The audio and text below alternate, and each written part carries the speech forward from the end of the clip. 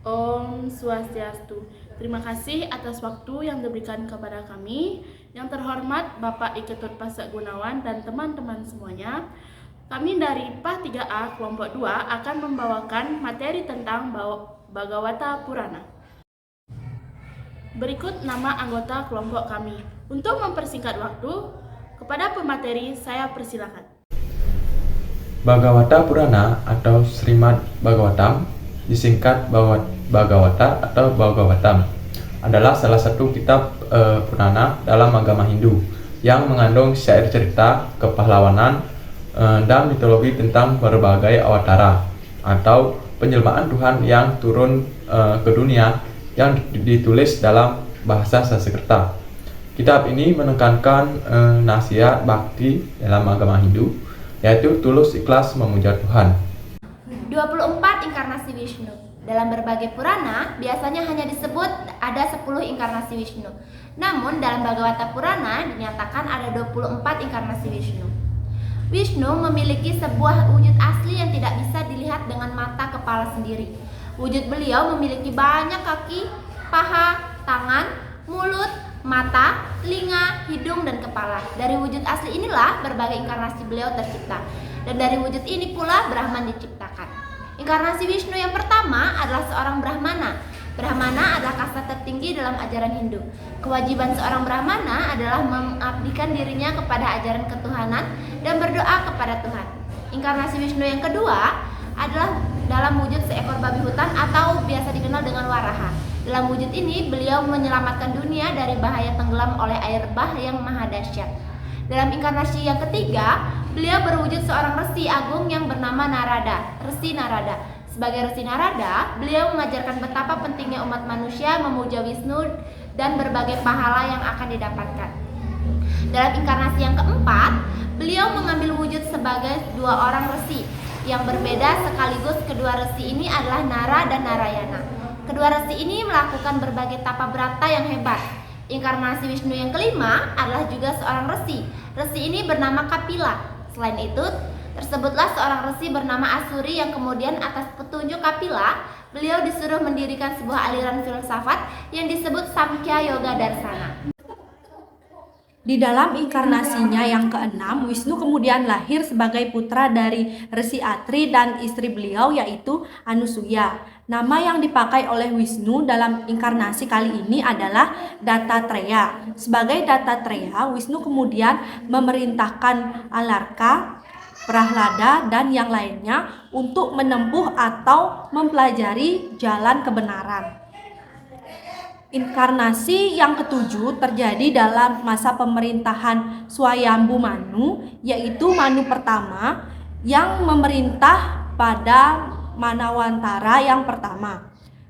Kali ini Wisnu terlahir sebagai putra Ruci dan Akuti dan beliau bernama Yajna. Dalam Manawantara yang pertama ini, Wisnu dalam wujud yadnya terdapatkan gelar sebagai Indra.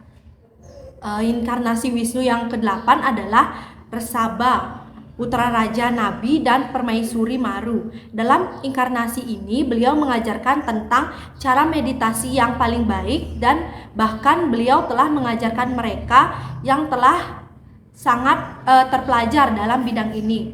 Kemudian dalam inkarnasi yang ke-9 beliau mengambil wujud seorang raja. Sebenarnya para resilah yang memohon agar Wisnu bersedia lahir sebagai seorang raja. Dari kata mohon maaf Pradhana, maka raja ini bernama Pratu. Kemudian selanjutnya bumi dikenal bernama Pertiwi karena jasa Pertu memanah bumi dan mendapatkan berbagai jenis tanaman pangan yang kemudian diserahkan kepada umat manusia. Dasya kemudian inkarnasi Wisnu yang ke-10 adalah seekor ikan raksasa atau Matsya. Nah, ini terjadi dalam Manawantara yang disebut Caksusa Manawantara. Saat itu seluruh dunia dipenuhi oleh air bah. Manu yang memimpin dunia pada Manawantara ini bernama Waiwashwata Manu sebagai seekor ikan besar itu. Nah, Wisnu memberitahukan Waiwashwata Manu untuk membuat sebuah perahu dan menyelamatkan dirinya beserta beberapa sisa-sisa umat manusia dari banjir bah besar itu. Inkarnasi beliau yang ke-11 adalah terjadi pada saat pengadukan lautan susu untuk mendapatkan amtra. Wisnu mengambil wujud seekor kura-kura besar. Saat itu para dewa dan asura bekerja sama untuk mengaduk lautan susu dengan menggunakan Gunung Mandara sebagai tongkat pengaduknya. Namun hal itu tidak akan bisa dilakukan jika disediakan sebuah alas pijakan untuk Gunung Mandara agar tegak. Maka yang menjadi alasannya adalah punggung kura-kura raksasa itu ketika pengadukan lautan itu dilanjutkan, maka keluarlah Danwantari dengan membawa kendi amerta di tangannya. Danwantari adalah inkarnasi Wisnu yang ke-12. Danwantari juga merupakan dewi segala pengetahuan pengobatan.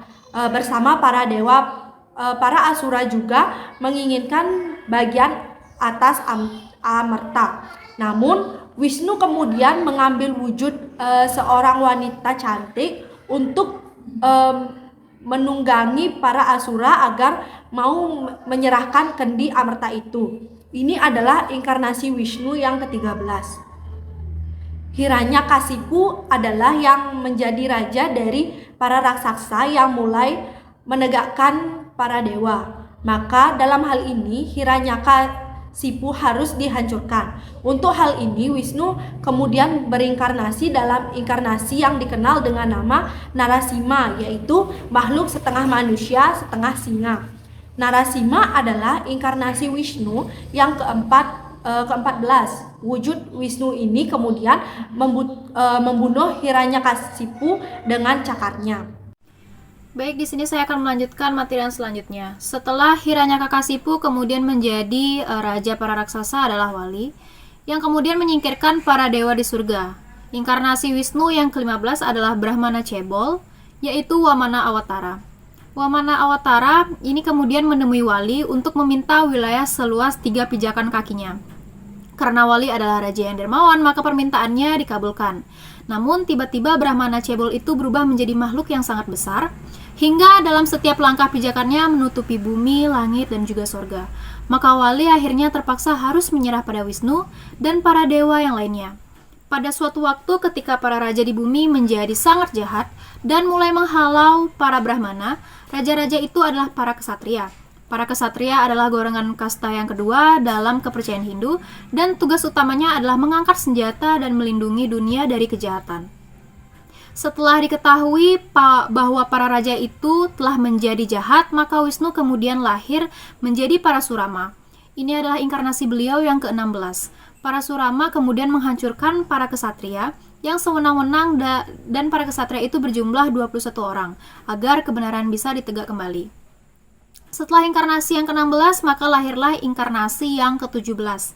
Awatara ini adalah Wedawyasa, putra Resi Parasara dan istrinya yaitu Satyawati. Wedawyasa menyusun kembali kitab suci Weda agar bisa dengan lebih mudah dipahami oleh umat manusia. Sejak saat itulah kemudian kita kenal ada 4 Weda. Nama asli dari Wedawyasa adalah Kresna Dwaipayana. Beliau kemudian dikenal bernama Wedawyasa karena telah membagi Weda menjadi 4 bagian terpisah. Jadi inkarnasi beliau yang ke-18 adalah Rama, yang tentang kisahnya bisa kita ketahui dalam kitab Ramayana. Kemudian inkarnasi beliau yang ke-19 dan ke-20 adalah lahir dalam bangsa Yadava. Nama mereka mungkin tidak asing bagi Anda yang sering membaca kisah Mahabharata. Inkarnasi yang ke-19 adalah Baladewa atau Balarama, dan yang ke-20 adalah Krishna. Inkarnasi Wisnu yang ke-21 adalah Buddha yang kemudian menyebarkan doktrin Buddhisme. Sedangkan inkarnasi yang ke-22 adalah Kalki. Namun beliau belum lahir saat sekarang ini. Beliau adalah putra seorang Brahmana yang bernama Wisnu Yasa. Pada akhir yuga, Wisnu akan lahir sebagai Kalki yang akan menghancurkan seluruh kejahatan di atas muka bumi. Maka setelah itu Dharma akan ditegakkan kembali. Meskipun Bhagavata Purana telah menjanjikan tentang 24 awatara Wisnu, namun yang tercantum dalam kitab aslinya hanyalah 22. Akan tetapi Bhagawan Purana juga menyatakan bahwa kapan atau bila mana kejahatan telah merajalela di muka bumi, maka beliau akan turun ke dunia. Jadi jika ada suatu kebutuhan di mana dharma harus ditegakkan dan adharma dihancurkan, maka beliau akan turun ke bumi. Maka akan ada beberapa inkarnasi. Nah, selanjutnya di sini saya akan menjelaskan yaitu tentang Weda Vyasa dan Narada. Nah, Weda Vyasa ini memiliki seorang putra yang bernama Sukadewa. Nah, Sukadewa adalah seorang resi yang hebat. Beliau adalah resi yang terpelajar dan terbebas yang tidak terikat oleh segala ilusi duniawi. Namun, beliau tidak pernah memperlihatkan kehebatannya itu, jadi kebanyakan orang itu menganggap bahwa dirinya itu adalah seorang yang bodoh dan gila. Jadi sementara itu kitab Weda yang telah dibagi menjadi 4 itu masing-masing adalah Rigveda, Yajurveda, Samaveda, dan Atharvaveda. Nah, Weda Vyasa ini mengajarkan 4 Weda itu kepada 4 muridnya, yaitu Resi Palita mengajarkan Rigveda, Vaisampayana diajarkan Yajurveda, Jaimini diajarkan Samaveda, dan Sumantu diajarkan Atharvaveda. Sedangkan Purana-Purana dikenal sebagai Weda yang kelima. Weda Vyasa kemudian mengajarkan Purana ini kepada Resi Romaharsana, di mana Resi Horsamana ini kemudian menjadi ayah dari Resi Sute yang menyusun Bhagavata Purana. Namun, meskipun telah mengerjakan tugas besar dalam menyusun Weda dan Mahabharata, Weda Vyasa ini belum merasa puas, di mana asramanya itu terletak di pinggir sungai Saraswati. Nah, setelah melakukan pemandian suci, beliau kemudian duduk di pertapannya dan mulai merenungkan apa yang harus dilakukannya. Jadi saat itulah kemudian datang Sri Narada ke tempat sang Resi Weda Vyasa. Nah, Weda Vyasa ini bertanya kepada Narada, "Mengapa kau tampak sangat terbebani? Kau telah melakukan suatu pekerjaan yang dibanggakan oleh semua umat manusia. Nah, hamba benar-benar tidak tahu mengapa hamba harus merasa belum puas seperti ini," kata Dewa Vyasa. "Anda adalah Maha Tahu, jadi mohon hamba beritahu tentang mengapa Anda belum merasa puas." Nah, semua itu mungkin disebabkan oleh karena kau terlalu banyak menghabiskan waktumu dalam menjalankan kewajibanmu, di mana menjalankan dharma yang merupakan kebaikan, kata Narada. Ulasan yang kau buat ini terlalu abstrak, sedangkan kebanyakan orang menginginkan sesuatu yang dalam bentuk konkret, di mana kata-kata kosong tentang dharma tidak akan banyak berguna. Jadi ajaran dharma akan lebih mudah disajikan jika kau menceritakan tentang Krishna. Mungkin ini akan membuat ajaran dan ulasan yang kau buat menjadi lebih pribadi dan mudah dipahami. Jadi mengapa tidak kau lakukan seperti itu saja? Nah, hanya engkau yang sanggup untuk melakukannya. Jadi demikianlah dengan didukung oleh Narada, Weda Vyasa mulai menyusun Bhagavata Purana dan kemudian mengajarkannya kepada putranya yaitu Resi Sukadewa. Nah, berikutnya adalah hukuman terhadap Aswatthama. Di dalam perang Kurukshetra, banyak kesatria dari pihak Pandawa maupun Kurawa yang gugur di dalam medan perang. Nah, pada akhir peperangan, Bima dan Duryodhana bertarung dalam sebuah duel. Dan Bima pada akhirnya berhasil memukul paha Duryodhana menggunakan sebuah gada. Duryodhana tergeletak di medan perang, namun ia belum mati. Nah, di dalam perang Bharatayuddha ini, Aswatthama berada pada pihak Kurawa, dan kini ia sedang mencari suatu jalan agar bisa menghibur Duryodhana yang sangat kecewa atas kekalahannya. Nah, pada saat itu, Drupadi telah memiliki 5 orang anak dari 5 suaminya, yaitu Pancapandawa. Maka di tengah malam buta, Aswatthama kemudian memasuki kemah para Pandawa, lalu memotong kepala 5 anak kecil itu. Kemudian ia membawa 5 kepala anak itu kepada Duryodhana sebagai hadiah. Nah, maka kini giliran Drupadi yang sangat sedih atas kehilangan putra-putranya, dan ia ingin menuntut balas. Kemudian Arjuna berjanji bahwa ia akan membawa kepala Aswatama sebagai gantinya. Oleh karena itu, Arjuna selalu mengejar-ngejar Aswatama dan menantangnya untuk bertarung. Nah, di dalam pertarungan, Aswatama melepaskan sebuah senjata yang dahsyat bernama Brahmasira pada Arjuna. Nah, untuk mengimbanginya, Arjuna juga mengeluarkan senjata yang sama. Akan tetapi, pertempuran dua senjata hebat ini akan menghancurkan seluruh semesta. Maka dari itu, para resi meminta kedua petarung itu agar menghentikan dan menarik kembali senjatanya. Nah, Arjuna berhasil melakukan hal itu dengan mudah. Namun, berbeda dengan Aswatama, ia tidak sanggup untuk menarik kembali senjata itu. Maka dari itu, senjata itu kemudian diarahkannya kepada rahim Utara. Utara adalah menantu perempuannya putranya. Abhimanyu, yang adalah suami dari Utara ini, telah gugur lebih dulu di medan perang. Kemudian, Aswatama berhasil ditangkap. Kemudian ia dibawa kepada Drupadi. Di sana diputuskan bahwa Aswatama tidak boleh mereka bunuh. Karena bagaimanapun, Aswatama ini adalah putra dari Dronacarya, guru dari para Pandawa.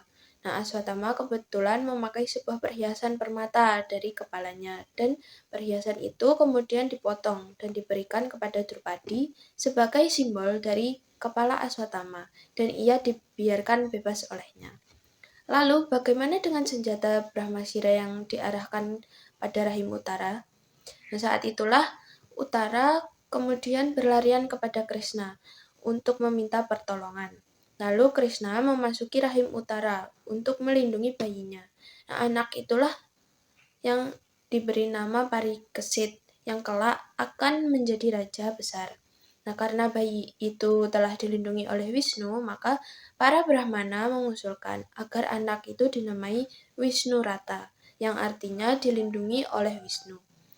Karena bayi itu telah bertemu Wisnu dalam wujud Krishna, maka anak itu mulai menjadi pemuja Krishna. Maka kapan saja anak itu bertemu dengan seseorang, maka ia akan selalu memeriksa dan memperhatikan apakah orang itu adalah orang yang dia lihat ketika masih di rahim ibunya. Karena kata periksa atau menguji adalah pariksa, maka anak itu selanjutnya terkenal dengan sebutan Parikesit. Cerita selanjutnya yaitu seorang raja yang baik bernama Pariksit. Sebelum melakukan hal-hal yang penting, beliau selalu meminta nasihat para Brahmana. Ia menikah dengan Irawati, putri dari Pangeran Utara, dan memiliki 4 orang anak. Salah satu yang paling terkenal bernama Janamejaya. Pariksit juga melakukan 3 kali upacara Aswamedha di pinggir sungai Gangga. Guru dari Pariksit adalah Karpacarya. Suatu hari Pariksit mendengar berita bahwa raksasa Kali telah memasuki kerajaannya. Zaman Kali Yuga telah dimulai segera setelah kematian Krishna. Namun dalam kejadian khusus ini, Kali kemudian menyerang kerajaan Pariksit seorang diri. Segera setelah mengetahui kerajaannya diserang, ia kemudian memakai perisai dan mengangkat senjatanya. Ia lalu naik ke keretanya dan memimpin pasukannya untuk menaklukkan dunia dan melawan Kali. Bumi yang terbagi menjadi 7 wilayah yang satu persatu ditaklukkan oleh Siwa, dan ia memaksa para raja untuk membayar pajak padanya. Dalam perjalanannya menaklukkan beberapa belahan bumi, Pariksit bertemu dengan banteng dan sapi yang sedang bercakap-cakap, yang ternyata merupakan Dewi Bumi dan Dewa Dharma yang sedang mengembara dan mengambil wujud tersebut. Sapi dan banteng itu membicarakan tentang kejahatan yang merajalela di bumi. Ketika Pariksit sedang menemui banteng dan sapi itu, seorang sudra, yaitu golongan kasta yang terendah dalam kepercayaan Hindu, sedang memukuli kedua binatang itu. Kedua binatang itu lari ketakutan ketika dipukuli oleh sudra itu. Melihat hal tersebut, Pariksit kemudian menyelamatkan kedua binatang itu lalu membunuh orang sudra itu. Akan tetapi orang sudra ini tiada lain adalah Kali, dan Kali kemudian bersujud pada Pariksit untuk meminta ampun. Namun dalam keadaan ini Pariksit tidak tega membunuh orang yang sudah meminta ampun, sehingga Pariksit membebaskan kali tersebut dengan syarat bahwa kali tidak boleh menempati wilayah kerajaan Pariksit. Kali pun kebingungan karena semua wilayah di dunia ini adalah milik kerajaan Pariksit. Pada akhirnya, Pariksit memberi keringanan pada kali untuk tinggal di tempat perjudian, mabuk-mabukan, dan kekerasan. Hal ini dilakukan agar kejahatannya tidak menyebar kemana-mana, dan selama Pariksit menjadi raja, kali tidak dapat melakukan kejahatan apapun. Suatu kali Pariksit pergi untuk berburu. Setelah mengejar binatang buruan cukup lama, beliau merasa haus dan lapar. Ia kemudian mencari sebuah tempat di mana beliau mendapatkan air untuk diminum. Dalam pencariannya itu, beliau tiba di sebuah pertapaan seorang resi yang sangat sakti, yang sedang tenggelam dalam meditasinya, akan tetapi sadar atas sekelilingnya. Kemudian Pariksit meminta air pada resi itu, namun tidak ada respon dari sang resi. Sampai akhirnya Pariksit marah dan mengalungkan ular mati pada resi tersebut dan kembali ke kerajaannya. Sang putra dari resi yang baru saja pulang dari bermain sangat amat marah melihat keadaan sang ayah. Dengan kesaktiannya, anak itu langsung dapat mengetahui bahwa yang melakukan hal tersebut pada ayahnya adalah dari golongan kesatria, yaitu Raja Pariksit, dan mengutuk Pariksit mati dibunuh oleh ular taksaka. Mengetahui hal itu, sang ayah menjadi kecewa atas tindakan anaknya yang langsung mengutuk raja tersebut agar mati digigit ular dalam waktu 7 hari. Sementara itu, sekembali di kerajaannya, Pariksit juga tersentak teringat akan apa yang baru saja dilakukannya. Ia sadar bahwa tidak seharusnya ia melakukan hal itu, dan ia berjanji tidak akan melakukan kesalahan yang sama di masa yang akan datang. Dan sekarang ia akan melakukan tapa brata untuk menebus kesalahannya. Ketika beliau sedang merenungi hal itu, sebuah kabar dilaporkan padanya tentang kutukan yang ditimpakan kepadanya. Namun Pariksit menerima hal itu dengan lapang dada, maka ia mulai bersiap-siap untuk menebus dosanya.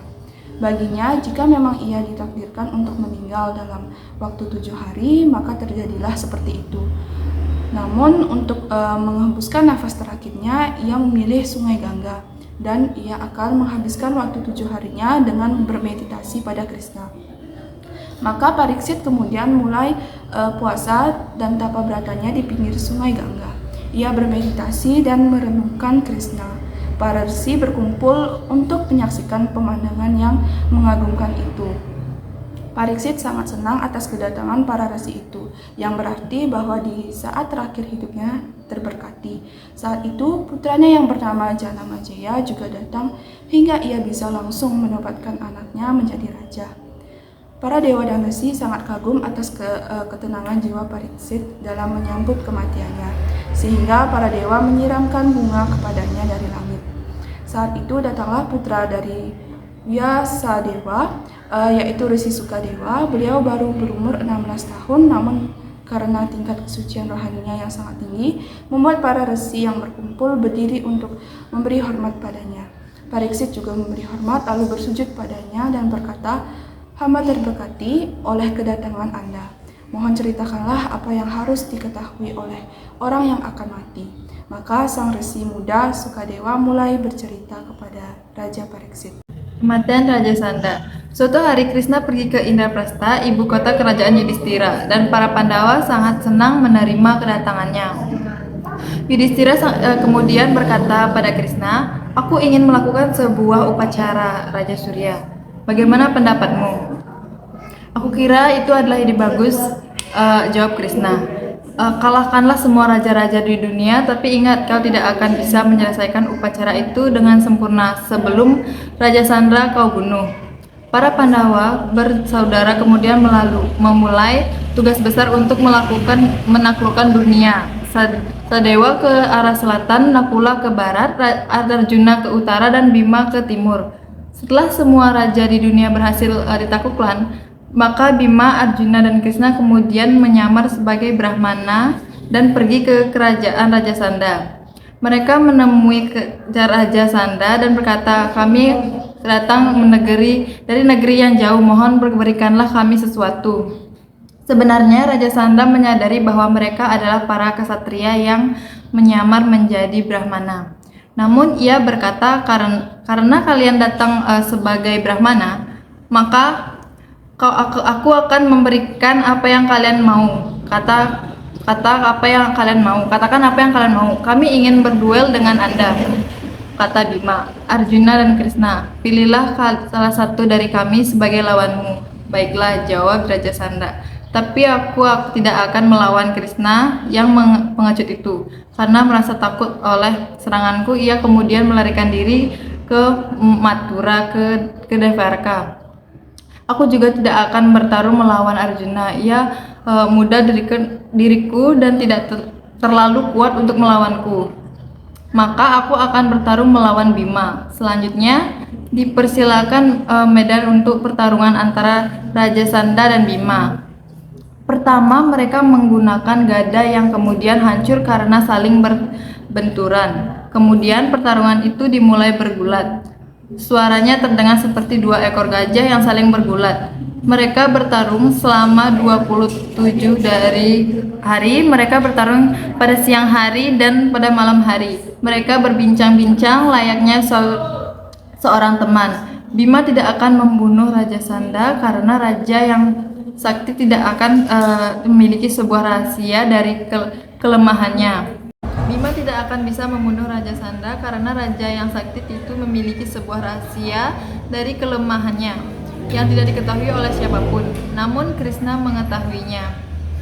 Kisahnya demikian. Raja Pradata memiliki istri yang melahirkan 2 potong daging dan melemparkannya karena merasa jijik. Daging ini kemudian ditemukan oleh raksasa wanita yang bernama Jara.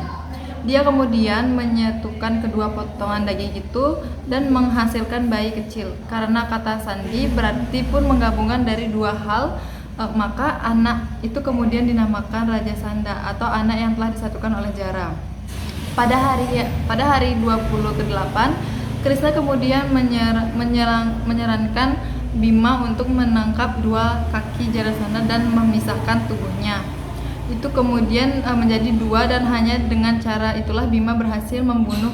Kemudian putra Jarasandha yang bernama Sahadewa diangkat menjadi Raja Magadha dan 20.800 raja yang telah dipenjarakan oleh Raja Sanda kemudian dibebaskan. Yang selanjutnya yaitu dinasti masa depan dan Kali Yuga. Nah, ini terjadi setelah kematian Krishna, maka zaman Kali Yuga dimulai. Parikesit telah mendengar cerita tentang Bhagavata Purana dari Resi Sukadewa. Sekarang ia menanyakan tentang raja-raja yang akan memerintah pada zaman Kali Yuga. Nah, dinasti pertama yang akan memerintah adalah Pradutya. Dalam dinasti ini ada 5 orang raja yang akan memerintah selama 138 tahun. Setelah itu dilanjutkan dengan dinasti Sisunaga yang terdiri dari 10 orang raja yang memerintah selama 360 tahun. Selanjutnya seorang sudra yang bernama Mahapadma atau Nanda akan menjadi raja yang dinastinya memerintah selama 100 tahun. Nah, setelah itu Nanda bersama 8 anaknya akan dihancurkan oleh seorang Brahmana yang bernama Chanakya, yang kemudian mengangkat Chandragupta menjadi raja. Nah, dinasti ini bernama Maurya yang memiliki 10 orang raja yang memerintah selama 137 tahun. Raja terakhir dari dinasti Maurya adalah Pradata yang kemudian dibunuh oleh jenderalnya sendiri yang bernama Pushyamitra. Ini akan membuat sebuah dinasti yang bernama Sunga yang dipimpin oleh 10 orang raja yang memerintah selama lebih dari 100 tahun. Kemudian dilanjutkan dengan dinasti Kanwa yang memerintah selama 355 tahun. Selanjutnya diikuti dengan 30 raja dari dinasti Adra yang memerintah selama 456 tahun. Banyak raja yang akan memerintah dan bumi dibuat berlumuran dosa karena raja yang jahat itu. Kejahatan yang merajalela adalah ciri-ciri dari Kali Yuga. Kekayaan adalah segala hal bagi orang-orang dan orang-orang baik sama sekali tidak dihargai. Yang berkuasa adalah yang benar, berdagang dilakukan dengan penipuan. Di peradilan mereka yang miskin tidak akan mendapat keadilan. Orang-orang mulai memelihara rambut panjang. Nepotisme dan korupsi merajalela. Para raja-raja menjadi penipu dan pencuri. Sapi-sapi menjadi hanya sebesar kambing. Pepohonan menjadi seperti semak kecil, bencana kelaparan melanda seluruh belahan bumi. Nah, pada saat inilah Awatara Kalki akan turun untuk mengakhiri Kali Yuga dan menetapkan zaman Satya Yuga. Beliau akan lahir di desa Sambala sebagai putra seorang Brahmana yang bernama Wisnu Yasa. Nah, Sukadewa juga memberitahukan bahwa 1115 tahun akan berlalu setelah hari kematian Parikesit, di mana Mahapadmananda akan dinobatkan menjadi raja. Mungkin itu saja yang dapat kami sampaikan. Kami tutup dengan Parama Santi. Om Santi Santi Santi Om.